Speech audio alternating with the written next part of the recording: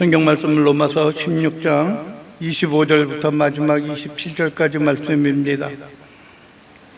로마서 16장 25절부터 마지막 27절, 우리 다 같이 함께 한 목소리로 봉독하시겠습니다. 나의 복음과 예수 그리스도를 전파함은 영세 전부터 감추어졌다가 이제는 나타나신 바 되었으며, 영원하신 하나님의 명을 따라 선지자들의 글로 말미암아 모든 민족이 믿어 순종하게 하시려고 알게 하신 바 그 신비의 계시를 따라 된 것이니, 이 복음으로 너희를 능히 견고하게 하실 지혜로우신 하나님께 예수 그리스도로 말미암아 영광이 세세 무궁하도록 있을지어다. 아멘. 오늘은 우리가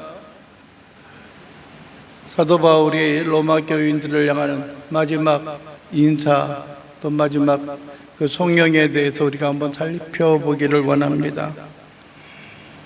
오늘 본문은 어떻게 보면 지난주에 다 마무리하고 나갔어야 하는 그러한 이야기인데, 죄송하게도 오늘 다시 이어서 이 말씀을 하게 되어져서 손과 마음을 금할 수가 없습니다. 그러나 어떤 모양이 있든지 간에 우리에게 주어지는 것은 하나님의 말씀이요 하나님의 은혜이니, 그 가운데 우리가 든든히 세워져 가고 하나님의 능력 가운데 거하는 귀한 심령과 백성들이 되어질 수 있기를 원합니다. 오늘은 여러분들이 우리가 함께 봉독한 이 세 절의 말씀, 이 세 절의 말씀은 좀 어떻게 보면 좀 이상하지만은 길게 하나의 문장으로 이루어졌습니다. 보게 되면은 어떤 서술적인 용어가 중간에 별로 없어요. 이어지고 수식하고 꾸미고 하는 일이고요. 사도 바울이 이야기하는 것은 무엇이냐면은 지혜로우신 하나님께 예수 그리스도로 말미암아 뭐 하는 거예요? 영광이 세세 무궁하도록 있을지어다. 즉 하나님 앞에 영광을 돌려드리고자 하는 그런 간절한 소원이고, 또 어떻게 보면 지금까지의 로마 교인들과 사도 바울이 이야기했던 모든 것들 가운데 있어서도 하나님 앞에 영광을 돌려드리고자 하는 것들입니다. 때로는 고난도 있었고요, 때로는 어려움들도 있었고요, 때로는 거짓 교사들이나 아니면 바르지 못한 신앙을 가진 사람들이 믿음의 사람들을 실책하고 그들을 쓰러뜨리고 넘어뜨리고자 하는 그러한 간절한 마음과 삶이 있었던 것을 보게 됩니다. 그러나 오늘 보게 되면은 그 삶의 모습이 어떠하든지 간에 사도 바울은 모든 것을 하나님 앞에 영광을 돌리고 있는 그러한 모습들을 우리가 보게 됩니다. 그 하나님은 어떤 분이십니까? 오늘 27절에 그러죠. 지혜로우신 하나님께, 지혜로우신 하나님. 여러분들이 우리가 살아가면서 지혜가 없는 것은 참 뭐랄까요? 안타까운 일입니다. 어떠한 일들이 우리에게 다가왔을 때, 어떠한 위기가 우리에게 놓여져 있을 때 과연 그 일을 우리가 어떻게 처리하고 어떻게 대처할 것인가 라고 하는 것은 지식을 뛰어넘어서 지식을 어떻게 우리의 삶 가운데 그대로 수용하고 받아들이며 살아나갈 것인가 라고 하는 것이 여러분들 차이가 있으며 그것이 우리에게 중요하게 여겨지는 것들입니다. 그래서 하나님은 여러분들이 어떠한 분이십니까? 모든 지혜의 근원입니다. 모든 지혜의 수여자입니다. 모든 지혜가 하나님으로 말미암아 있는 것임을 여러분들이 깨닫고 마음속에 간직할 수 있기를 원합니다. 여러분들이 사도 바울이 썼던 서신서에도 이야기합니다. 누구든지 너희에게 지혜가 부족하거든 모든 사람들에게 꾸짖지 아니하시고 후히 주시는 너희 하나님께 구하라. 그러면 어떻게 할 것이라고요? 너희에게 주시리라 라고 말씀하셨습니다. 여러분들이 우리는 지혜가 있으면 좋겠다고 합니다. 하나님 우리에게 지혜를 주시옵소서라고 이야기하고 마음의 소원과 마음의 간절함을 가지고 있지만은 그것을 우리가 어떻게 얻을 것이고 어떻게 나아갈 것인가 라고 하는 것은 별로 그렇게 관심을 가지고 있지 않다라고 하는 겁니다. 그래서 여러분들 우리가 가만히 그러한 모양과 모습을 보게 되면은 참 안타깝고 참 뭐랄까요, 이해할 수 없는 그런 모양과 모습이 있습니다. 여러분들이 지혜를 갖기를 원합니까? 여러분들이 지혜를 소망하기를 원합니까? 그렇다고 한다면은 그 지혜의 하나님께 여러분들의 마음과 소원에 있는 것을 여러분들이 드리고 마음의 소원을 아뢰기를 원합니다. 그리고 또 한 가지예요. 예수 그리스도로 말미암아 영광의 쇠쇠 무궁토록 있을지어다. 그 영광의 쇠쇠 무궁토록 있는 것은 누구에게요? 하나님께 있는 거예요. 하나님께. 그런데 하나님께 영광을 돌리는 방편, 그 수단은 어떻게 하냐면은 예수 그리스도로 말미암는다는 거예요. 예수님이 계시지 않았다면 우리가 하나님 앞에 영광을 돌릴 수가 없습니다. 여러분들이 궁극적으로 더 나아간다라고 한다면은요, 예수 그리스도께서 우리에게 오시지 아니하셨다면, 하나님께서 우리에게 예수 그리스도를 보내주시지 아니하셨다면은 우리는 결코 이 땅 가운데 있어서 하나님의 은혜와 능력 가운데 거할 수 없는 그러한 존재임을 여러분들이 알아야 하는 것입니다. 아무리 우리가 선한 일을 행하고 아무리 우리가 올바른 일을 행한다라고 할지라도 우리에게 주시는 것은 우리의 힘과 능력으로 말미암이 아니라 온전히 하나님의 주시는 은혜와 능력을 통하여 살아가는 것임을 여러분들이 깨닫고 우리의 마음과 삶 속에 그대로 간직하며 나가는 자들이 되어져야 하는 것입니다. 그것은 무엇입니까? 여러분들이요, 우리가 하나님 앞에 영광을 돌릴 수 있는 것은 다른 것이 아니라 우리가 예수 그리스도의 은혜와 은총으로 인하여 성결하고 순전한 자의 삶을 살고 있기 때문에 우리가 하나님 앞에 영광을 돌릴 수가 있는 것입니다. 아무리 세상에 있는 사람들이 선을 행하고요, 많은 사람들이 하나님 앞에 올바른 일을 행한다라고 이야기하더라도 그들의 영혼이 하나님 앞에 온전한 관계를 맺지 않는다면은 그것은 결코 하나님 앞에 영광을 돌리는 일들이 아니고, 좀 죄송하지만은 그들 자신을 위하여 덕을 쌓는 그러한 일밖에 되지 않는다라고 하는 것입니다. 그래서 우리는 여러분들이요, 하나님 앞에 영광을 돌리는 삶을 살기 위하면은 로마 교인들이든지 사도 바울과 지난주에 우리가 보았던 것처럼 사도 바울의 동역자들 뿐만이 아니라 모든 사람들이 예수 그리스도 안에 있어 그로 말미암는 생명 가운데 거하여야 한다라고 하는 것입니다. 또 한 가지 우리가 기억해야 하는 것은 우리가 하나님 앞에 영광을 돌리는 것, 즉 영광을 받으실 분은 누구밖에 없어요? 하나님밖에 없다는 거예요. 하나님밖에. 물론 누구에게 고마움을 표하고 누구에게 감사하는 일들은 참 중요합니다. 어떤 면에 있어서는요. 그러나 여러분들이 그러한 것들과 그러한 이야기들보다 더 중요한 것은 여러분들이 우리가 결코 하나님 앞에 영광을 돌리고자 하는 그런 마음과 그러한 생각을 우리가 잊어버리고 살아서는 안 된다는 겁니다. 여러분들이 소요리 문답 1문에 있어서도 그렇고요, 우리가 지난번에 끝났던 하이델베르크 신앙고백의 첫 번째 문답에 있어서도 그래요. 우리가 있어서 중요한 것은 우리의 영혼의 참된 구원과 안식을 얻음으로 말미암아 우리가 하나님 앞에 영광과 경배함을 돌리며 살아가는 일들이 우리에게 있어야 하는 겁니다.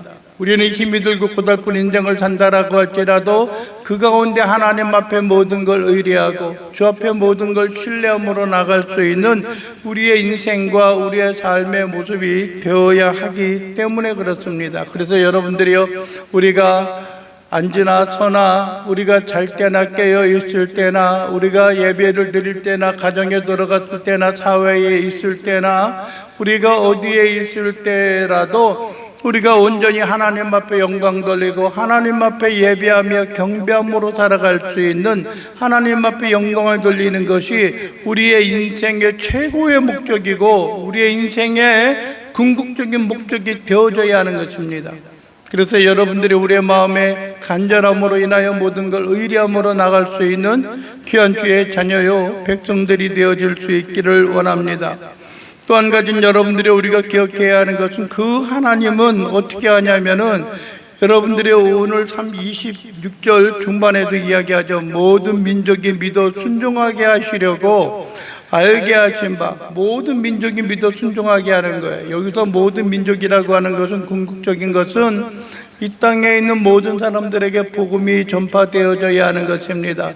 초기에는 여러분들이 중동 지역과 뿐만 아니라 소아시아 지역 지중해 연안과 유럽과 아시아로 퍼져서 온 세계에 복음이 전파되어지는 것이지만은, 그러나 여러분들이 오늘 일차적인 것은 뭐냐면, 그들에게 위로가 되는 것은 유대인들의 하나님만이 아니요, 유대인들의 구원자가 아니요, 유대인들만을 위한 것이 아니라 그들의 인생과 삶에 있어서 바로 이방 가운데 있었던 너희들뿐만이 아니라 모든 자들이 하나님의 구원과 하나님의 긍휼을 받아 누리며 살아가야 할 것을 우리에게 이야기합니다. 그래서 모든 사람들이 믿음 가운데 거하여야 하는 것입니다. 그리고 모든 사람들이 어떤 삶 가운데 있어야 돼요? 순종하게 하기 위한 것들이에요. 우리가 믿어 순종하는 일들이 우리에게 있어야 하는 겁니다.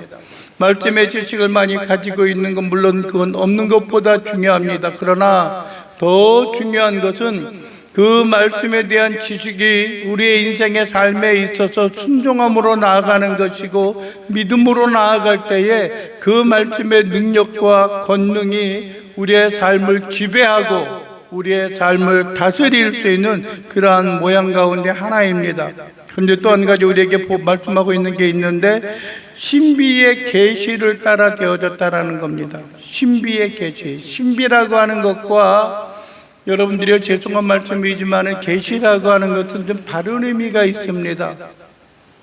신비하다라고 하는 것은 여러분들이 가리워져 있었던 것입니다. 덮여져 있었던 것입니다. 모든 사람들이 다 알고자 할지라도 그것을 알 수 있는 것이 아닙니다. 그 덮여져 있는 거예요. 베일에 쌓여져 있는 겁니다. 그러나 여러분들이 계시라고 이야기하는 것은 무엇입니까? 그것이 밝게 드러나고 밝게 나타나고 증거되어지는 것입니다. 여러분들이 예전에는 모든 사람들이 얻고자 하였으나 보고자 하였으나 보지 못하였습니다. 모든 사람들이 메시아의 출현과 메시아를 향하여 갈망하는 그러한 삶이 있었다라고 할지라도, 수많은 선지자와 시편기자와 구약의 모든 선진들이 오실 메시아 예수 그리스도를 바라보고자 하는 그런 갈망이 있었다 할지라도 그것이 온전히 드러나지 않고, 여러분들의 예수 그리스도가 이 땅에 오셔서 탄생하시는 그 순간 여러분들이 하나님의 말씀이 이 땅 가운데 실현되어졌음을 여러분들이 기억을 해야 하는 것입니다. 여러분들이, 우리는 때로는 잊고 살아갑니다. 나는 나만을 위해서 살아가는 것들이고, 나는 그냥 더 이상 너희들이 나에게 요구하는 것을 듣고 싶지 않아 라고 하는 생각을 합니다. 그러나 여러분들이요, 우리는 단지 신앙생활하는 것으로 만족하는 것이 아니라 여러분들이 감춰졌다가 드러나고 숨겨졌다가 나타난 예수 그리스도를 믿음으로 말미암아 살아가는 것입니다. 그 복음 가운데 거하는 것, 그것이 우리로 하여금 하나님 앞에 나갈 수 있는 통로가 되어지는 것이고, 하나님 앞에 나아감으로 말미암아 힘과 능력을 얻게 되어지는 것입니다. 여러분들이 그래서 예수 그리스도의 그 복음으로 말미암아 우리가 어떻게 되어지는 겁니까? 능히 견고하게 하실 것이다 라고 하는 겁니다. 견고하게 하시는 겁니다. 우리를 여러분들이 든든하게 하고, 어떠한 위기와 어려움 가운데 우리가 살아간다라고 할지라도 우리가 기도하며 간구하고 성령의 임재와 성령의 임하심을 통하여 우리가 소원을 품는다라고 할지라도, 하나님께서 그 일을 우리에게 허락하지 않는다면은 결코 우리는 그 가운데 힘있고 온전한 모양과 모습으로 살아갈 수 없는 자인 것을 우리가 깨닫고 주 앞에 순종함으로 나갈 수 있는 귀한 자들이 되어질 것입니다. 우리를 견고하게 하시는 자, 우리에게 능력을 주시는 자, 그분은 예수 그리스도이고 하나님이십니다. 여러분들이 성령의 임재로 말미암아 우리에게 부어주시는 하나님의 놀라운 은혜와 능력이 있을 때에 우리가 이 땅 가운데 강건함으로 살아갈 수 있는 것이고, 그것은 능히 행할 수 있는 일이라고 하는 겁니다. 간들간들하고 아니면은 과연 그 일이 우리에게 되어질까 안 되어질까 라고 하는 그런 생각을 갖고 있는데, 그러나 감추어졌다가 드러난 예수 그리스도의 그 복음과 은혜로 말미암아 우리를 능히 강하게 하시고 능히 능력 있게 하신다는 겁니다. 그래서 여러분들이, 우리가 이로 보나 저로 보나 우리가 다른 어떤 것을 흠모하는 것이 아니라 하나님의 주신 은혜와 능력으로 모든 걸 맡기고 하나님의 주시는 긍휼과 은총으로 주 앞에 영광을 돌리고 주의 크신 은혜와 권능을 따라 주 앞에 승리하고 주 앞에 모든 걸 의지하고 나갈 수 있는 귀한 믿음의 자녀요 백성들이 되어질 수 있도록 우리 주님 도와주시기를 우리가 소원하고 우리가 간직해야 하는 겁니다. 여러분들이 그것이 신비 가운데 거할 수 있는 것은 여러분들 우리로 하여금 믿어 순종하게 하기 위한 것은 다른 어떤 것이 아니라 26절에 이야기합니다. 이제는 이라고 이야기하죠. 이제는 나타나신 바 되었어요. 과거에는 드러나지 않았지만은 신비 가운데 있었지만은 26절에 이제는 나타나신 바 되었고 영원하신 하나님의 명을 따라 선지자들의 글로 말미암아 모든 민족이 믿어 순종하게 하시려고. 선지자들의 글이에요. 우리는 여러분 한번 생각해 보세요. 우리는 일반적으로 다음에도 한번 이야기를 하겠지만은요, 성경을 나눌 때 그렇게 이야기를 합니다. 보통 우리의 전통적으로 우리 한국에서 내려왔던 것은 앞에 있는 5가지의 성경을 뭐라 그래요? 에? 뭐라 그래요? 앞에 있는 5개의 성경을? 우리가 모세오경이라고 이야기합니다. 그리고 나서 또 한 가지 이야기하는 게 있어요. 그 다음에 모세오경 다음에 나타나는 게 뭐예요? 네? 12권의 성경? 뭐예요? 역사서라고 이야기해요. 역사서. 역사서를 이야기합니다. 그리고 또 나타나는 게 뭐예요? 시가서죠. 5개의 시가서가 이야기합니다. 그리고 또 이제 그 다음에 시가서 다음에 나오네요. 시가서가 뭐뭐 있어요? 욥기, 시편, 잠언, 전도, 아가 그 5개의 성경을 흔히 말하는 시가서라고 이야기해요. 즉 그 쓰여진 성경의 그 모양이 운율을 따라 지어졌다라고 이야기하는 것들입니다. 그리고 앞에 있는 12권의 그 역사서는 여호수아 때부터 마지막 때까지 그 일을 다룬 것을 역사서라고 이야기를 해요. 그리고 그 다음에 언급되어지는 것이 무엇이냐면 이제 예언서입니다. 예언서는 17권으로 되어져 있어요. 17권으로 되어져 있는데 앞에 있는 5권의 그 성경이 있는데 예언서가 있는 게 뭐냐면은 이사야, 예레미야가 에스겔, 다니엘까지 이 5권을 대선지서라고 이야기를 합니다. 그것은 뭐 그 선지자들이 위대하고 뛰어난 것을 의미하는 것이 아니라 물론 그 가운데 좀 작은 부분들도 있어요. 예레미야, 애가 같은 경우는 좀 적은 짧은 성경이기도 하지만은 일단 그 분량이 크기 때문에 대선지서라고 이야기를 합니다. 그리고 뒤에 있는 나머지 다니엘과 말고 그 다음부터 있는 12권의 성경을 소선지서라고 이야기합니다. 근데 여러분들이요, 어떤 그 유대인의 전통이나 그 가운데 보게 되면 또 다르게 구분을 하는 것이 있어요. 모세오경까지는 좋지만은 시가서도 구별을 하지만은 그 앞에 있는 성경들 역사서를 뭐냐면 전개 예언서라고 이야기하고요. 또 뒷부분에 있는 것을 후기 예언서라고 이야기해요. 그 시기적인 시대적인 것으로 구분하는 겁니다. 그래서 모든 것을 다 예언서라고 이야기하는데 그것은 무엇이냐면은 단순히 예언을 중요시하고 예언을 목적으로 해서 기록된 것이다 라고 하기보다는 이스라엘의 역사 가운데서 하나님의 뜻을 어떻게 그들에게 드러내시고 또 이 땅 가운데 나타낼 일을 향하여서 그들이 어떻게 살아갈 것인가 라고 하는 것을 증거하기 때문에 앞부분에 있는 것을 전개 예언서, 뒷부분에 있는 것을 후기 예언서 그렇게 이야기합니다. 역사서라고 하는 개념이 그렇게 중요하지 않아요. 그래서 여기서 보면은 선지자들의 글로 말미암아라고 이야기하는 것은 모든 하나님의 계시와 하나님의 말씀을 받은 자들이 기록된 그 성경으로 말미암아 모든 민족이 주님의 부르심과 하나님의 부르심 가운데 나아오기를 원하기 때문에 그렇습니다. 우리도 여러분들이 하나님의 긍휼과 은혜로 인하여 예수 그리스도로 말미암아 새로운 생명을 얻게 되어졌고 우리가 하나님 앞에 나와 영광을 돌리는 그러한 인간과 그러한 인생이 되어진 것이 하나님 앞에 얼마나 감사하고 얼마나 감격적인 일인지 우리는 다시 한번 돌아볼 필요가 있는 것입니다. 여러분들이여, 우리에게 주어진 복음은 여러분들의 예수 그리스도로 말미암아, 아니 더 멀리 나아간다면 모세로 때부터, 아니 그 이전에 아담과 하와 때부터 우리에게 전하여지고 증거되어졌던 그 생명의 말씀과 복음이 우리에게 증거되어져서 하나님의 자녀와 하나님의 백성의 삶 가운데 거하게 되어졌다라고 하는 겁니다. 그 신비의 계시라고 하는 겁니다. 그러나 25절 뒷부분에 이야기하지요, 영세 전부터 감추어졌던 것이라고 이야기하는 거예요. 여러분들이요, 구약에 있는 말씀을 통하여 예수 그리스도의 오심에 대해서 말씀을 합니다.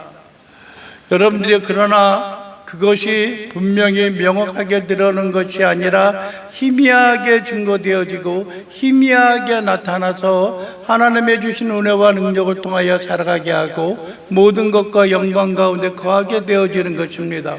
우리는 여러분들이요, 가인과 아벨의 그 모양에서 예수 그리스도의 모형을 발견할 수 있다라고 말합니다. 여러분들이요, 아브라함을 통해서도 우리는 그것을 찾습니다. 분명 또 그 전에 있었던 노아의 홍수의 그 사건을 통해서도 하나님의 심판과 구원에 대한 하나님의 계시를 우리가 그 가운데 볼 수가 있습니다. 여러분들의 모세가 광야에서 들었던 뱀을 통해서도 그렇습니다. 우리가 다음 주에 보게 되겠지만 이사야서에 있어서도 그렇습니다. 여러분의 동정녀를 통하여서 예수 그리스도의 탄생이라든지 그분이 구속과 은혜와 능력에 대한 말씀을 우리가 성경 곳곳에서 볼 수가 있습니다. 그러나 하나님께서 그 눈을 열어주시지 않는다라고 한다면은 그 능력과 그 은혜를 우리가 결코 깨달을 수 없는 것입니다. 그래서 하나님의 베푸심과 능력을 통하여 저 앞에 모든 걸 의뢰하고 저 앞에 모든 걸 맡기고 하나님의 긍휼과 능력의 삶으로 저 앞에 한 걸음씩 다가가는 하나님의 귀한 긍휼의 은혜와 능력 가운데 거하는 우리의 심령과 삶의 모습이 되어질 수 있게 되기를 간절히 바라고 원합니다. 그래서 그 영원적부터 감추어졌던 것이에요. 그러나 선지자들을 통하여서 그것이 드러나게 되어졌고 그 은혜로 말미암아 우리를 능히 강건하게 하시고 하나님 앞에 영광을 돌리는 그러한 인생과 삶의 모습으로 우리가 나아갈 수 있는 것입니다. 그래서 사도 바울이 이야기하는 것은 뭐냐면 나의 복음과 예수 그리스도를 전파하는 것이에요. 사도 바울이 전하였던 그 복음과 예수 그리스도가 바로 하나님 앞에 영광을 돌리는 그런 관계와 그러한 삶에 있어서 중요한 역할을 하는 것이다라고 하는 것을 오늘 말씀을 통하여서 우리에게 다시 한번 설명해 주고 있는 것입니다. 여러분들의 우리가 이 땅에 나가서 복음 가운데 살아가는 것, 우리의 입술과 우리의 삶을 통하여 예수 그리스도를 증거하고 나타내는 것은 다른 어떠한 모양과 모습에 있음이 아니라 하나님의 주신 은혜와 능력의 삶으로 하나님 앞에 모든 걸 드리고 살아갈 수 있는 그런 영광과 존귀의 삶으로 하나님 앞에 나아가는 신실한 귀한 자녀들이요 신실한 귀한 백성들의 삶이 되어지는 것을 그 또한 우리에게 간절히 원하고 간절한 조언과 은혜 가운데 거하는 것임을 여러분들이 깨닫기를 원합니다. 사도 바울이 전하연 그 복음과 같이 사도 바울이 전하였던 그 예수 그리스도의 복음이 여러분들을 능하게 하고 견고하게 하고 그 여러분의 삶을 통하여 하나님 앞에 영광을 돌리는 그런 삶의 모양과 모습이 되어졌던 것처럼 우리가 결국 흔들리거나 절망과 좌절 가운데 있음이 아니라 하나님 앞에 모든 걸 맡기고 의지함으로 살아갈 수 있는 귀한 신실한 주의 자녀요 백성들의 삶의 모습이 되어질 수 있게 되기를 주님의 이름으로 간절히 축원을 드립니다. 기도하겠습니다.